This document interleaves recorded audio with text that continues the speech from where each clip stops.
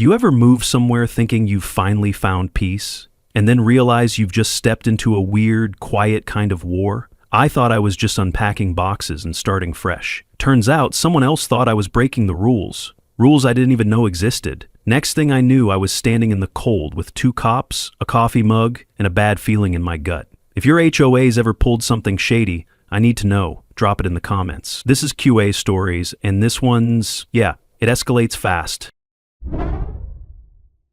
This isn't just some Karen being Karen story. This is about a woman who turned a simple neighborhood watch into her personal empire. And by the end of this story, you'll see how one determined architect brought down an entire corrupt system. If you like revenge stories where the little guy fights back and wins big, stick around. You're gonna love how this ends. But let me back up and tell you how I got here in the first place, because honestly, looking back, I should have seen the warning signs from day one. I'm Jamie Brooks, 36 years old, and I spent the better part of 15 years designing mountain cabins for rich city folks who wanted weekend getaways. Ironic, right? I was building dream retreats for other people while I was stuck in a cramped apartment in downtown Portland, listening to sirens and construction noise 24/7. The whole reason I bought this place was simple. I was burned out, completely fried. I'd saved every penny for 3 years, sold my car, sold my furniture, sold everything I owned that wasn't nailed down, just to scrape together enough for a down payment on this little cabin in the mountains of Oregon. We're talking about a modest place, nothing fancy, 800 square feet, 2 bedrooms, 1 bathroom, and a deck that looked out over the most beautiful pine forest you've ever seen. The kind of place where you can actually hear yourself think, where the loudest sound is maybe a woodpecker or the wind through the trees. That's all I wanted. Peace and quiet. A chance to work on my architecture projects without someone honking their horn outside my window every 5 minutes. I thought I'd found paradise.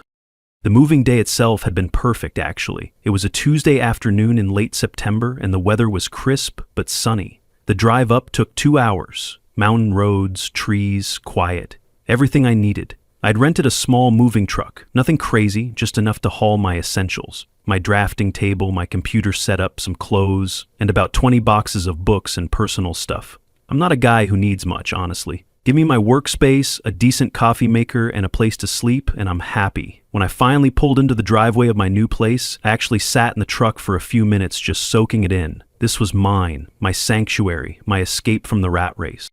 I spent the afternoon moving boxes and setting up the basics, nothing loud, nothing disruptive, just quietly arranging my new life. I had some soft jazz playing on my phone, made myself a sandwich, and honestly felt more relaxed than I had in years. Around 6:30, I was unpacking my books when I heard this weird rumbling sound outside. At first I thought it might be thunder, but then I realized it was getting closer and louder. I looked out the window and saw this massive black SUV pulling into my driveway, followed by, I kid you not, a police cruiser. My first thought was that maybe someone had gotten lost or there was some kind of emergency in the neighborhood. I wasn't worried. I mean, what could I possibly have done wrong? I'd been here for like 4 hours. Maybe I should have checked the rulebook first? I didn't think peace and quiet had a curfew. Then came the pounding on my door. Not knocking, pounding, like someone was trying to break the thing down. I opened it to find 2 police officers standing there, looking official and serious, and behind them this woman in her 50s, wearing a perfectly pressed blazer, and carrying a clipboard like it was some kind of weapon. She had this fake smile plastered on her face that absolutely did not reach her eyes, and she was looking at me like I'd just kicked her dog. "Mr. Brooks," she said, and her voice had this sickeningly sweet tone that immediately put me on edge. "I'm Agnes Periwinkle, president of the Whispering Pines Homeowners Association. You've violated HOA Rule 6B, no moving or construction activities after 7 p.m. This is a community noise violation." I looked at my watch. It was 10:05 p.m. Then I looked at the officers, then back at Agnes. Seriously? Did she really just say that out loud? I stood there trying to process what was happening. 2 cops staring at me, then at this HOA lady with her perfectly pressed blazer and that smile that didn't reach her eyes. I thought about the mortgage payment I'd just made, about quitting my job, about burning every bridge to get here. If someone was filming this, I'd look like a confused extra in a really bad movie. "Ma'am," I said, trying to keep my voice calm and reasonable. "I've been moving quietly all afternoon. I had some music on, but it was barely audible.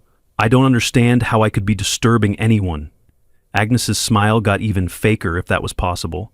The rules are very clear, Mr. Brooks. 7 p.m. is the cutoff for any moving activities. The noise complaint has been filed, and these officers are here to ensure compliance. One of the cops, a decent-looking guy who seemed almost embarrassed to be there, stepped forward. Sir, we need to ask you to cease any moving activities and address this matter with the HOA. Until this is resolved, we're going to have to ask you to find alternative accommodations for tonight. Wait just a minute. I looked at the cop, then at Agnes, then back at the cop. You're asking me to leave my own house?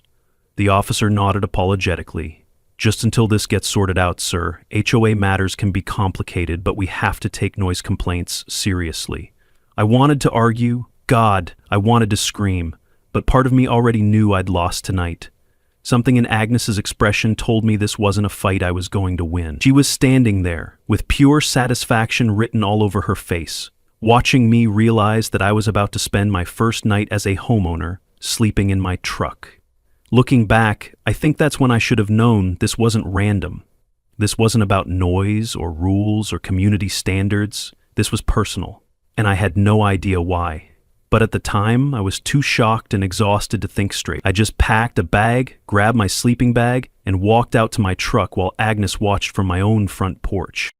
Sitting in that truck in 40-degree weather, staring at my own cabin through the windshield, I kept replaying the whole scene in my head. What had I done wrong? I'd been quieter than a church mouse all day. I hadn't even unpacked my stereo system yet. And this Agnes woman? There was something about the way she'd looked at me, like she'd been expecting this moment, like she'd been planning it. As I tried to get comfortable in the driver's seat with my sleeping bag, one thought kept eating at me. Was this just about a noise complaint or something deeper? I didn't know it yet, but that question was about to consume the next several months of my life. And honestly, if I'd known what I was about to uncover, I might have just driven back to Portland right then and there. But I'm getting ahead of myself. Let me tell you what happened next. I woke up in the truck with a stiff neck and 6 hours of sleep. But I was pissed. That kind of pissed where you need answers. I'm an architect. I solve problems for a living. In this Agnes situation, this was just another problem that needed solving. The first thing I needed was information. Real information, not whatever nonsense Agnes had tried to feed me the night before. So I drove into town to the public library, figuring that's where they'd keep the HOA documents. I wasn't even sure what I was looking for, but I knew I needed to understand what I was dealing with. Maybe I was being paranoid, I don't know. But something about the whole situation felt off. The library had that musty smell of old books and floor wax that makes you feel like you're stepping back in time. Behind the main desk sat this elderly woman with silver hair pulled back in a neat bun and these sharp, intelligent eyes behind wire-rimmed glasses. Her name tag said librarian, and when I explained what I was looking for, she gave me this look, not unfriendly, but careful. Like she was sizing me up, trying to figure out what kind of person I was. HOA documents, she said slowly, for Whispering Pines. When I nodded, she paused for just a moment too long before saying, right this way. Looking back, I think that pause should have been my second warning sign. But at the time, I was just grateful someone was willing to help me figure out what the hell was going on. The librarian led me to a corner table and disappeared into the back room. When she came back, she was wheeling a cart with what looked like 3 feet of paperwork stacked on it. 3 feet. I'm not kidding. The HOA is required to file all their documents with the county, she explained, and we keep copies here for public access. These go back to 2010. She helped me lift the boxes onto the table, and as she did, she said something that made my skin crawl. Years ago, some folks wanted to start vacation rental services here. Bring in some tourism money for the community, but things just didn't work out. Seems like somebody didn't want outsiders or disruption in this area. The way she said disruption made it clear she was quoting someone. I had a pretty good guess who. Ma'am, I said, trying to keep my voice casual, I just want to know what kind of hell I walked into. She glanced around the library, even though we were the only ones there, and leaned in slightly. Just be careful, young man. Agnes has ways of making life very difficult for people who don't follow her vision for this community. Then she walked away, leaving me alone with my mountain of paperwork and a growing sense that I'd stumbled into something way bigger than a simple noise complaint. I started digging through the documents, and what I found made my blood boil. The early years of the HOA, from 2010 to 2013, were exactly what you'd expect. Simple, sensible rules designed to keep the community pleasant and safe. Keep your grass trimmed. No loud parties after 10 p.m. Maintain fire safety standards. Basic stuff that any reasonable person could live with. But starting in 2014, something changed. Dramatically. The number of rules exploded from about 20 to over 200, and they got increasingly bizarre and specific. Here are some real examples from Agnes's rulebook, and I swear I'm not making these up. No red flowers as they create visual disruption to community harmony.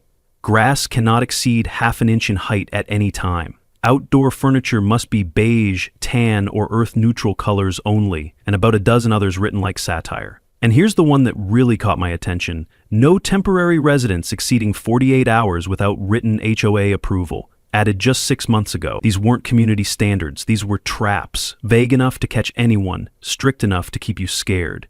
You could probably violate half of them just by existing in your own house. But that temporary residence rule? That one was different. That one was specific, recent, and targeted. Was I just paranoid? Maybe, but paranoia was starting to sound a lot like common sense here. I spent 4 hours going through those documents, taking notes and photos, and by the end, I had a picture of what had happened to Whispering Pines that was frankly terrifying. Agnes hadn't just become HOA president. She'd systematically turned the entire community into her personal kingdom. Board members who questioned her decisions mysteriously resigned or were voted out. Homeowners who pushed back on new rules found themselves buried in violation notices and legal threats. And anyone who tried to start any kind of business or bring in outside income, they got shut down fast. When I asked the librarian for more details about those vacation rental attempts she'd mentioned, she got that careful look again. I probably shouldn't say too much, she said, glancing toward the door. But there were a few families who tried to supplement their income by renting out rooms or cabins to tourists. Good people, trying to make ends meet in a tough economy, but somehow things just didn't work out for them.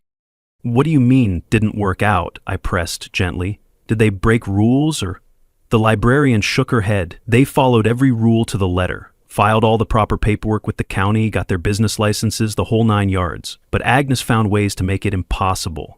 Noise complaints, violation notices, surprise inspections. One family had to deal with the health department showing up every other week because of anonymous tips about potential safety violations. Another got hit with a lawsuit claiming their rental activities were depreciating neighboring property values. Eventually, they all just gave up. That's when it clicked for me. This wasn't about community standards or property values or any of the high-minded stuff Agnes probably claimed it was about. This was about control. Agnes had turned the HOA into her personal weapon for eliminating anyone who didn't fit her vision of how the community should operate, and somehow I'd landed right in her crosshairs.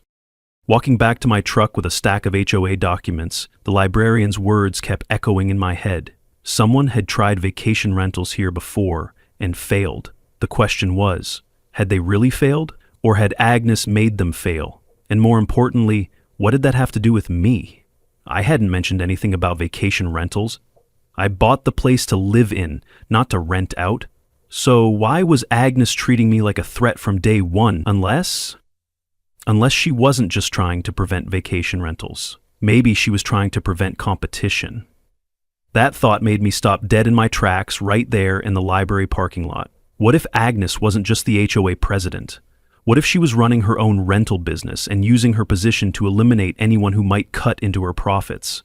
I didn't have proof yet, but my gut was telling me I was on to something big. The question was, how far was I willing to dig to find the truth? Instead of fighting the rules, I decided to do something that probably sounds crazy. I was going to follow them. All of them. Every single ridiculous regulation Agnes had dreamed up, I was going to execute with the precision of a Swiss watchmaker. See, here's the thing about being an architect. You learn to read building codes and regulations like other people read novels. And if there's one thing I've learned from years of dealing with city planning departments and zoning boards, it's that the people who write vague rules usually don't expect anyone to follow them perfectly. They expect people to cut corners, make assumptions, or give up in frustration. They don't expect someone to show up with measuring tools and documentation. That was going to be my strategy. If Agnes wanted to play the rules game, I was going to play it better than she ever imagined possible. Looking back, maybe I should have just hired a lawyer from the start, but honestly, I was curious to see how far this rabbit hole went. The next morning, I showed up at my own house like I was conducting a military operation. I'd rented the smallest moving truck I could find, exactly 14.5 feet long, which was 6 inches under the 15-foot maximum. I'd measured every box to exactly 23 inches, wore a navy business suit, and brought white cotton gloves. I even brought a clipboard and a professional camera to document every step. If Agnes wanted precision, she was about to get more precision than she knew what to do with. I probably looked insane, but insane might be exactly what this situation called for. Agnes showed up within 10 minutes of my arrival, which told me she'd probably been watching the place. She marched across the street from her house, and yes, of course she lived directly across from me, with that same fake smile and her trusty clipboard. "Mr. Brooks," she said in that sickeningly sweet voice, "I hope you understand that yesterday's incident was simply about maintaining community standards. I'm sure we can resolve this amicably if you follow the established procedures." I looked at her standing there in her perfect blazer with her perfect hair, and I had to bite my tongue to keep from laughing. "Absolutely, Mrs. Periwinkle," I said with my most professional smile. "I've studied the regulations extensively, and am committed to full compliance with all HOA guidelines." Then, I pulled out my measuring tape and started documenting the exact dimensions of my truck. I wish I could tell you I kept my cool completely, but honestly, watching her face change as she realized what I was doing was pretty satisfying. For the next 6 hours, I moved my belongings with the methodical precision of a brain surgeon. Every box was carried individually, measured, and documented. I moved in complete silence between 9 a.m. and 6:45 p.m., taking scheduled 15-minute breaks every 2 hours. I photographed every step of the process, recorded the exact time of each box transfer, and maintained a detailed log of all activities. Agnes patrolled like a hawk, desperately looking for violations, but she couldn't find any, because I was following the rules more precisely than she'd probably ever imagined possible. Around 3 p.m., she was getting visibly frustrated. She started making increasingly desperate accusations. "That box is blocking 0.5 inches of the sidewalk," she declared from about 15 feet away, pointing dramatically at a cardboard box I'd set down while unlocking my door. I looked at the cardboard box. It was sticking out maybe half an inch onto the public walkway. Maybe, but she was standing 15 feet away with no measuring device whatsoever. That's when I understood something important about Agnes. She wasn't afraid of people breaking rules. She was afraid of people who knew how to use rules correctly. I calmly pulled out my laser measuring device and measured the exact distance from the box to the property line. "Actually, Mrs. Periwinkle," I said in my most helpful voice, "it's 0.3 inches, which is well within the tolerance specified in Section 12 BC, subsection 4. Her face went through about 6 different shades of red before she turned and stormed back to her house. By 6:45 p.m., I was officially moved in and in complete compliance with every single HOA regulation. Agnes had found exactly 0 violations, despite watching me like a prison guard for 8 hours straight. I thought I'd won. I thought I'd outsmarted her at her own game and could finally start enjoying my new life in peace. Boy, was I wrong. That evening, while I was sitting on my deck with a beer, celebrating my victory over bureaucratic tyranny, my phone chimed with an email. Subject: immediate compliments required. Agnes wasn't done. Now she was banning overnight guests. Before I'd ever had one. The email, sent from Agnes's official HOA president account, stated, "Mr. Brooks is hereby prohibited from having any overnight guests, including family members, for any duration exceeding 24 hours.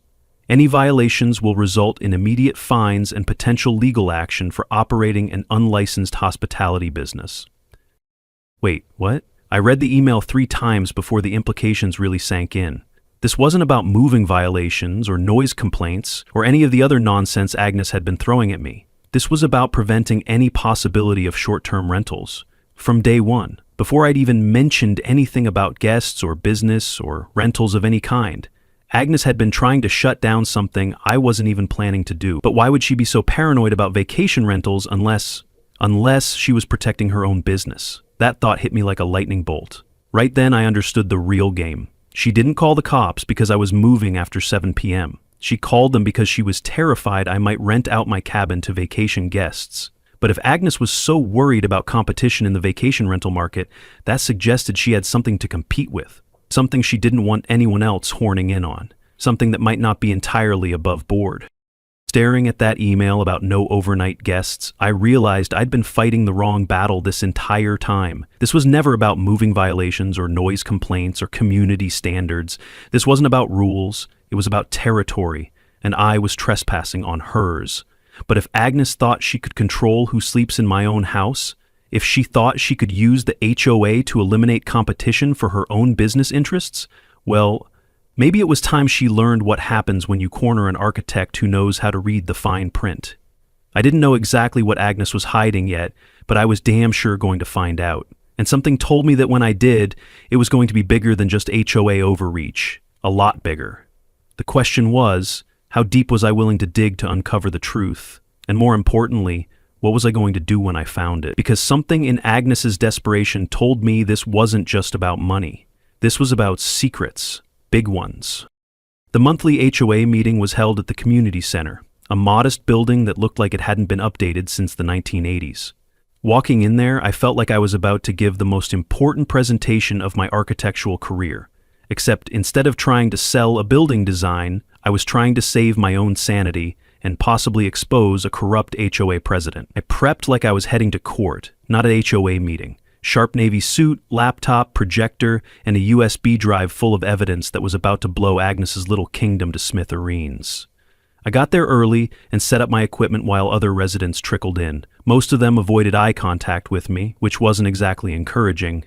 Word had apparently gotten around that I was the troublemaker who'd been causing problems for poor Agnes. I wasn't sure if I was about to vindicate myself or make everything 10 times worse, but I was committed to finding out. Agnes entered like she owned the place, which I guess in a way she did. She wore a burgundy blazer, smug as ever, and she carried herself with the confidence of someone who'd never lost a fight in her life. She had her clipboard, her fake smile, and what looked like a prepared speech about my various crimes against the community.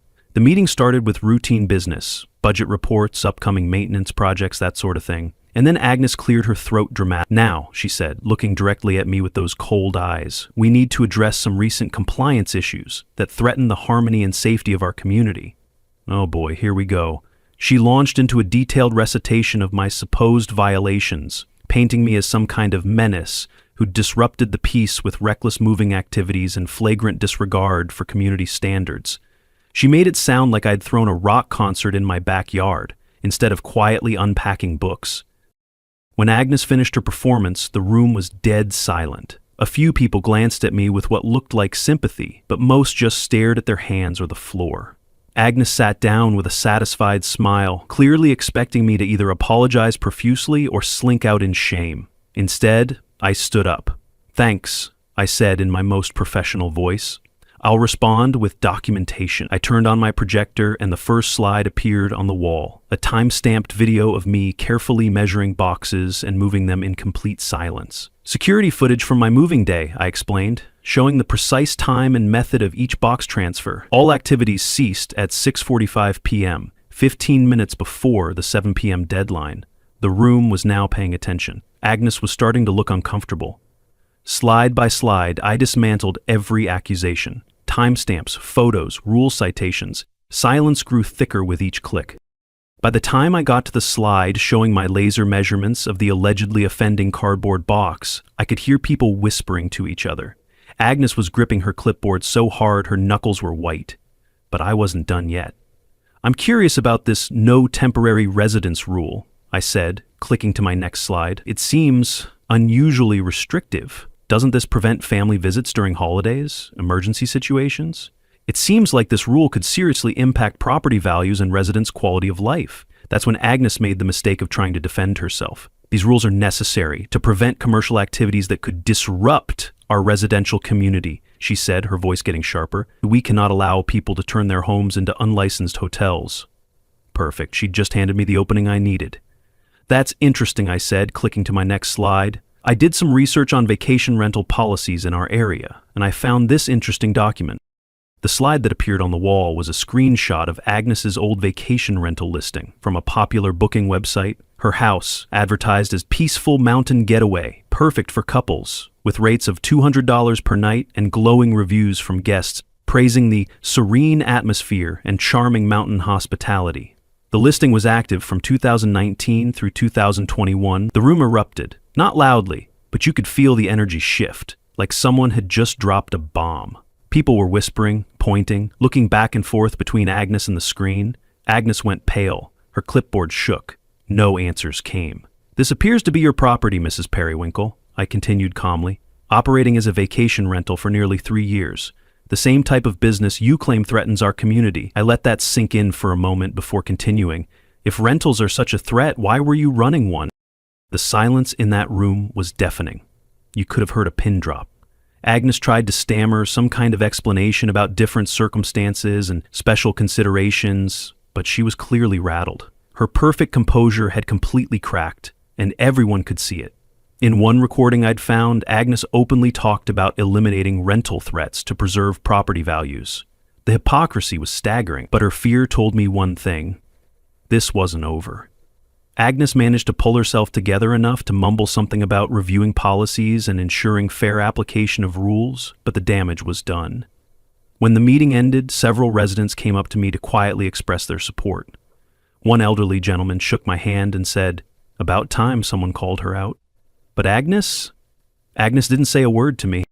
She just packed up her things and left, but not before shooting me a look of pure, concentrated hatred that made my skin crawl. As I watched her flee that meeting room with her reputation in tatters, I felt a moment of victory. But something in her expression, that cold, calculating fury, told me this wasn't over. It was just the beginning of something much worse. I'd embarrassed her in front of the entire community, exposed her hypocrisy, and called into question her authority. Agnes Periwinkle was not the type of person who would let that slide. The question was, what was she willing to do to get revenge? And how far would she go to protect whatever secrets she was still hiding? I had a feeling I was about to find out, and it wasn't going to be pretty. The war had officially begun. If I thought exposing Agnes's hypocrisy at the HOA meeting would make her back down, I was about to learn just how wrong a person can be.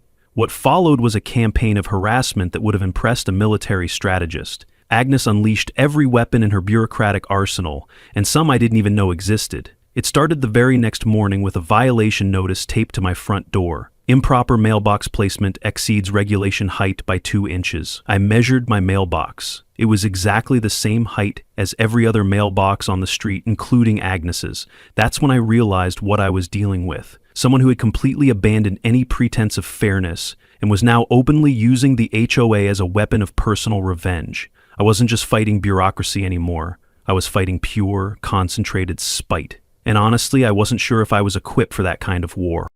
Then came the violation parade. Mailbox height, indoor cactus, inconsistent curtains. Each notice came with threats of fines, legal action, and escalated enforcement procedures. Agnes was conducting what amounted to daily inspections of my property, documenting every possible excuse to harass me. She'd patrol past my house multiple times a day, clipboard in hand, looking for anything she could twist into a violation. It was like being stalked by the world's most dedicated bureaucrat. I wish I could tell you I handled it with grace and dignity, but honestly, it was driving me slowly insane. But the violation notices were just the beginning. Agnes launched what I can only describe as an isolation campaign, designed to turn the entire community against me. She spread rumors that I was a disruptive influence, planning to commercialize the neighborhood and destroy property value. None of it was true, but that didn't matter. Fear and gossip spread faster than facts, and Agnes knew exactly how to weaponize both. People stopped making eye contact. I became the ghost no one wanted to wave to. Mrs. Patterson across the street, who used to wave cheerfully when she saw me, suddenly found urgent reasons to go inside whenever I appeared. The mailman started avoiding conversation. Even the guy who delivered my pizza acted nervous and uncomfortable. I'd become a pariah in my own neighborhood. The social isolation was brutal, but Agnes wasn't done yet. Agnes sent a rotating cast of inspectors to dig through my yard and sanity. These involved showing up at random times with various people claiming expertise they clearly didn't have. None of them had official credentials, but they'd poke around my property for hours, taking notes and photos, and making ominous comments about potential code violations and necessary remediation procedures. I felt like I was living under surveillance in some kind of police state. Every time I left the house, I wondered what I'd find when I came back. Every time someone knocked on my door, my heart rate spiked. I wasn't just being harassed, I was being psychologically tortured. And the worst part was, it was working. I was starting to question whether buying this place had been a massive mistake. Maybe I should just cut my losses and move back to the city. Then Agnes delivered what she clearly intended to be the killing blow, a certified letter demanding that I immediately replace my entire septic and water system due to suspected environmental contamination and violation of community health standards. She wanted $45,000 to replace a system barely 2 years old. It was absurd and crushing. I sat in my truck reading that letter over and over, feeling like the walls were closing in around me. $45,000 was more than I had, more than I could borrow, more than I could possibly come up with without selling the cabin and walking away from everything I'd worked for. Agnes had found the one weapon that could actually destroy me financially, and she was using it without hesitation. It almost worked. She nearly broke me with that letter. But then something happened that changed everything. Desperate for a second opinion, I called a local plumber, recommended by the librarian. The plumber showed up the next morning in a beat-up pickup truck, looking like he'd been fixing pipes since before I was born. He was a gruff guy in his 60s, with calloused hands and a no-nonsense attitude that I found immediately reassuring. "Your system's perfect, son," he said after a thorough inspection. "Better than most houses around here. Whoever told you it needs replacing is either blind or lying." Then he paused and got this odd look on his face. "You know, this is weird. Agnes had me do a major upgrade on her septic system about 2 years ago. Expensive job, way more than most folks around here could afford. She made me promise to keep it quiet, said it was private business. A secret upgrade on a perfect system? My architect brain didn't like that math. A major septic upgrade 2 years ago that Agnes wanted kept secret, an expensive job that most people couldn't afford, and now she was demanding I pay $45,000 for work that clearly wasn't needed. Something was very, very wrong here. I needed professional help to figure out exactly what, so I called lawyer Sarah Jenkins, a sharp former prosecutor who specialized in HOA disputes and had been recommended by several people online. Sarah was exactly what I needed: smart, tough, and completely unimpressed by bureaucratic bullying. "HOA corruption cases are more common than people think," she told me during our first meeting. "But financial fraud? That's serious criminal territory. If Agnes is using HOA funds for personal expenses and then trying to cover it up by forcing homeowners to pay for unnecessary work, we're looking at embezzlement, fraud, and conspiracy charges." That's when I knew I wasn't just fighting for my cabin anymore. I was about to uncover something that could destroy Agnes's entire corrupt empire. The question was, how deep did this rabbit hole go? Sarah Jenkins was exactly the kind of lawyer you want in your corner when you're fighting a corrupt bureaucrat. Smart, aggressive, and completely immune to intimidation tactics. I didn't just need legal help. I needed someone who didn't flinch when facing people like Agnes. During our first meeting, she listened to my story with the focused intensity of a prosecutor building a case, taking notes and asking pointed questions that made it clear she dealt with HOA corruption before. "The septic system demand is definitely suspicious," she said, "but to build a solid case, we need to follow the money trail. HOA finances are public records, so we can examine every expenditure Agnes has authorized over the past few years. If she's been using community funds for personal expenses, there will be a paper trail. But first," she suggested, "finding other Agnes victims."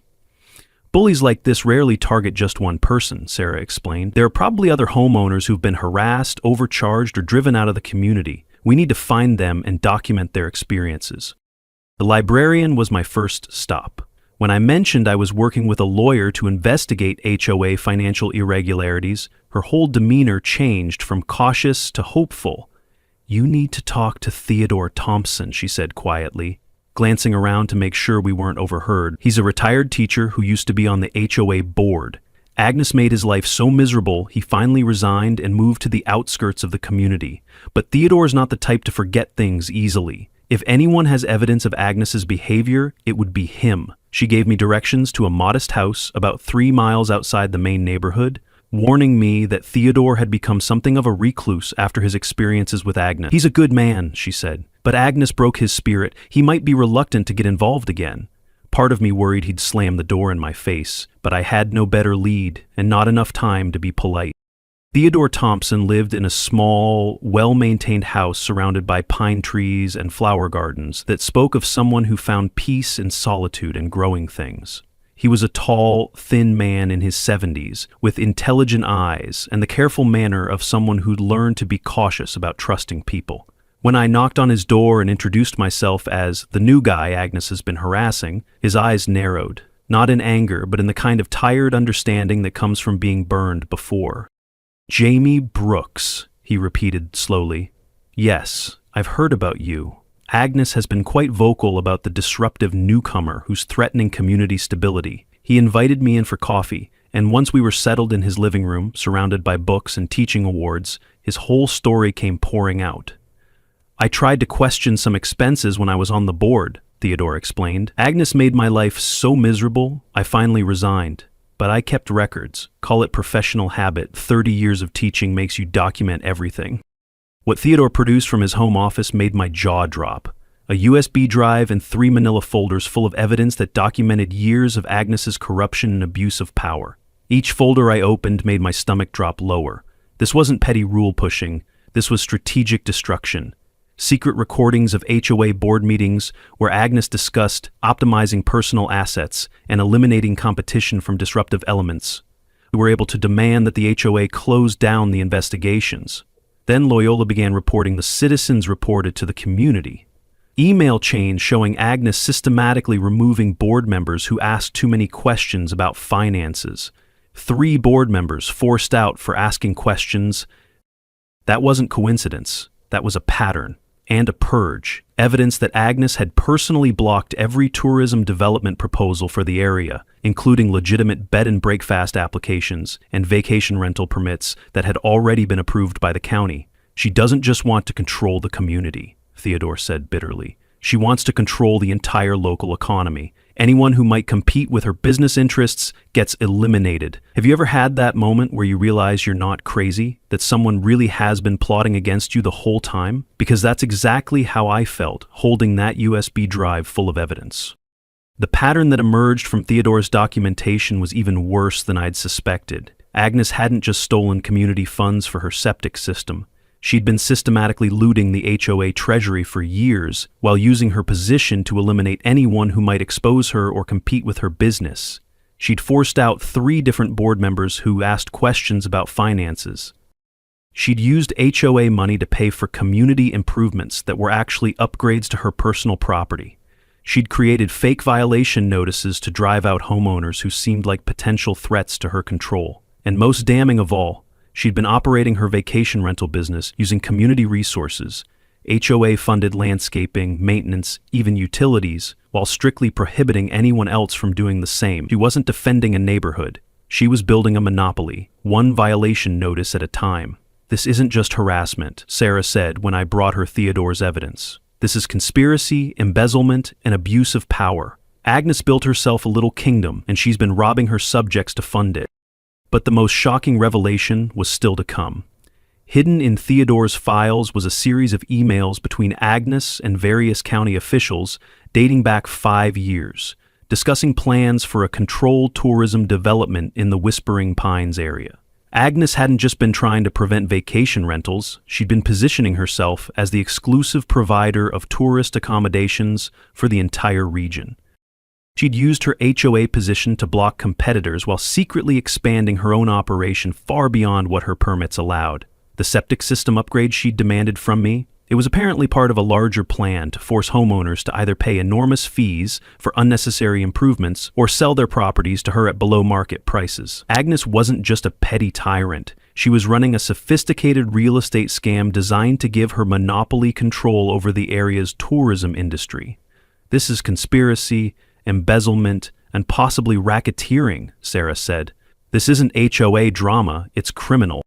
With Theodore's evidence in my hands, I finally had the ammunition to destroy Agnes's empire. But as we prepared for the legal battle ahead, I couldn't shake one terrifying thought.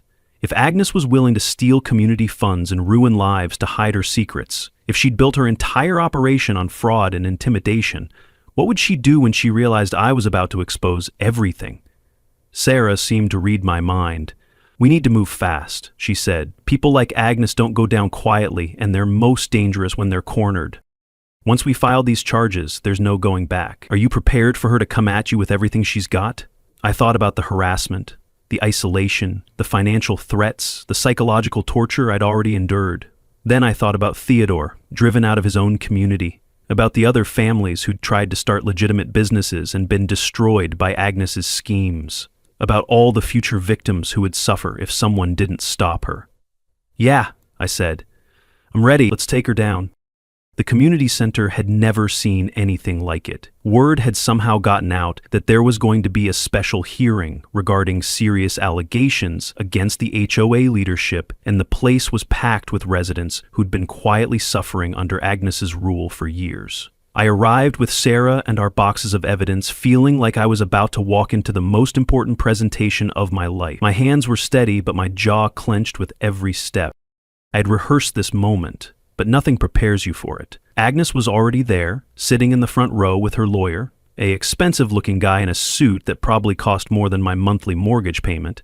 She looked pale and shaky, a far cry from the confident tyrant who'd been making my life hell for months. Gone was the perfect hair and the commanding presence. This was a woman who knew she was about to be exposed, and the fear was written all over her face. I actually felt a moment of sympathy for her, before I remembered everything she'd put me and others through. People leaned in, eyes locked forward. They'd come for answers, and maybe revenge. Sarah started methodically, laying out the case like the experienced prosecutor she used to be. Phase 1. Harassment. She presented my documentation of the ridiculous violation notices, the isolation campaign, the fake inspections, and the fraudulent septic system demand. The room listened in stunned silence as Sarah played recordings of Agnes making threats and spreading lies about me to other residents. Phase 2. Hypocrisy. Sarah showed the screenshots of Agnes's old rental listings, the glowing reviews from guests, and the financial records showing thousands of dollars in rental income that had never been reported to the HOA or properly taxed. With each piece of evidence, Agnes sank further into her chair while murmurs of anger and disbelief rippled through the crowd. But that was nothing compared to what came next. Phase 3. The money. Sarah presented Theodore's evidence of community funds being diverted to Agnes's personal projects, fake invoices for work that was never done, and unauthorized expenditures that had been hidden from the board and the community for years. The room went dead silent when Sarah revealed that Agnes had stolen over $50,000 from the HOA treasury to fund her septic system upgrade, her property improvements, and her illegal expansion of vacation rental facilities. Mrs. Periwinkle has been systematically looting the community treasury, Sarah announced, while using her position of authority to eliminate anyone who might expose her crimes or compete with her business. You could have heard a pin drop in that room. Some people looked angry, others just shocked and disgusted. Agnes herself was now visibly shaking, unable to maintain eye contact with anyone. When Sarah played the recording of Agnes saying we must eliminate competition to preserve property values, meaning she had to destroy potential business rivals to protect her illegal monopoly, several residents audibly gasped. But I wasn't done yet. I had one final piece of evidence that was going to expose the full scope of Agnes's criminal operation. Standing up for my presentation, I connected my laptop to the projector and brought up official city blueprints that I had obtained through my architectural contacts. I turned to Agnes, not to accuse, but to confront. "Explain this," I said, as her secret cabins lit up the screen. The blueprints showed something that left the entire room speechless. Agnes had secretly built an entire illegal vacation rental compound behind her house. 2 additional cabins that had never been permitted or inspected, an expanded septic system that used stolen HOA funds, extended parking areas and commercial-grade electrical work that violated every zoning law in the county. The evidence was undeniable. Agnes had been running a massive illegal vacation rental operation for years, the exact business she'd banned everyone else from starting. She'd used her HOA position to eliminate competition while secretly building her own tourism empire using stolen community money.